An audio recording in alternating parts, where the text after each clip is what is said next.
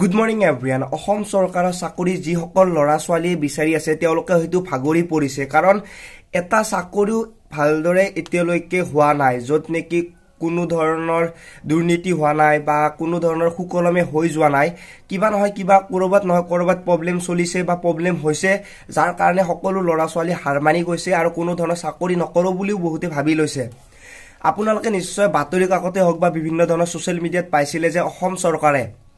31 ডিসেম্বৰৰ আগত প্ৰায় 50,000ৰো অধিক নিযুক্তি দিব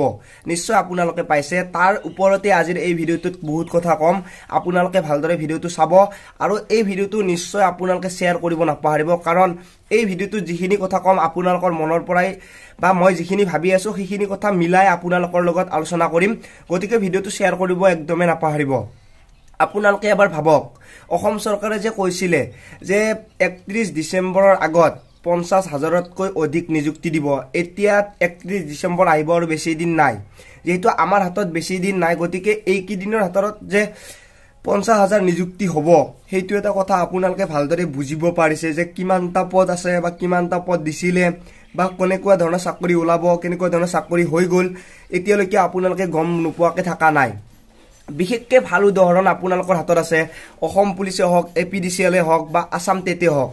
যেটো অসম পুলিচ আছিলে তাত প্ৰায় 6000 পদ আছিলে ধুনিয়াকে নিযুক্তিটো হৈ আছিলে নিযুক্তিত কেলেংকাৰী আহি গল যাৰ ক্ষেত্ৰত এতিয়া বন্ধ হৈ থাকিল এতিয়ালৈকে কোনো ধৰণৰ নিযুক্তিটো আকৌ আৰম্ভ হোৱাই নাই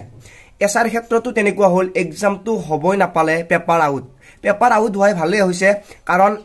যিখিনি দুৰ্নীতি হৈছে তাৰে আগদিনাই হৈছে যদি পেপাৰখন আউট নহল হয় তেনহলে দুৰ্নীতিটো কোনো গম নাপালে হয় মানে যিখিনি আগতে এক্সাম দি উঠিছে আজি যদি এক্সাম যোৱা কালিতে এক্সাম দিছে তেওঁলোকেতো পাস কৰিবই কাৰণ তেওঁলোকে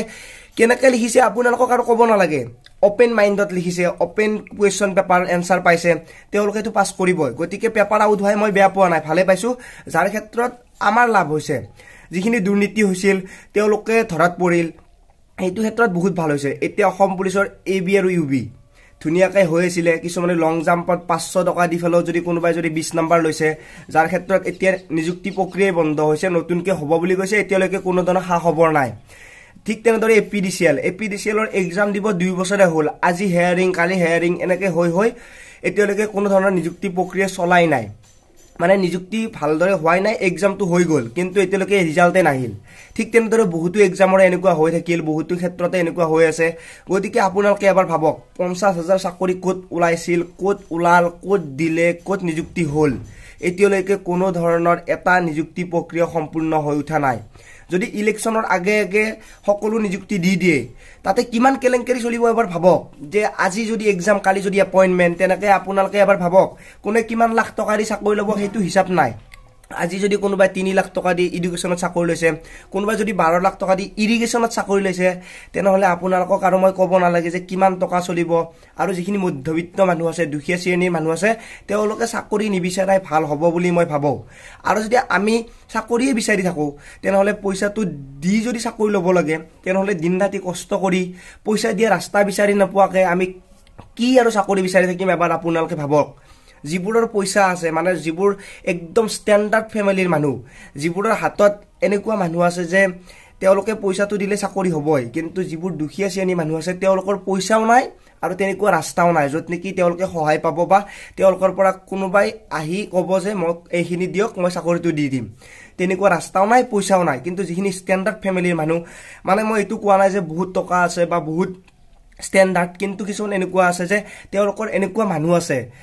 তেওঁলোকে এনেকুৱা ঠাইত পইচাটো দিয়ে তেওঁলোকৰ চাকৰিটো হ'বই তেনেকুৱা মানুহ বহুতে বিচাৰি থাকে যাৰ ক্ষেত্ৰত দালালি অসমত বেছি চলে যদি সেইটো দালালি যেনেকৈ এছাৰ ক্ষেত্ৰত বন্ধ হ'ল এছাই এক্সামটো লাষ্টত যেনেকুৱা হ'ল সেইটো কথা ক'বলৈ নাযাওঁ কাৰণ এছাই এক্সামটো ধুনীয়াকৈ হৈ গ'ল এতিয়া ৰিজাল্টৰ কাৰণে বহুতে অপেক্ষা কৰি আছে আৰু বহুতে কৈ আছে যে 30 ডিসেম্বৰত এক্সামটো হ'ব বাকি আৰু মই আপোনালোকক বেছি ব্ৰিফলি নকওঁ এক্সপ্লেইন কৰিব নিবিচাৰো কি হৈছে কি হ'ল সকলোৱে জানে আপোনালোকৰ মতামত কমেন্ট বক্সত জনাব নাপাৰিব ভিডিওটো সকলোকে শেয়াৰ কৰিব নাপাৰিব ক'ত গ'ল 50,000 নিযুক্তি ক'ত ওলাল নতুনকৈ পদ কি হ'ল কেনেকৈ হ'ল ক'ত কেনেকৈ হ'ল অসম চৰকাৰে জানো হিচাপটো আমাক সোনকালে দিয়ে আৰু অসম চৰকাৰৰ চাকৰি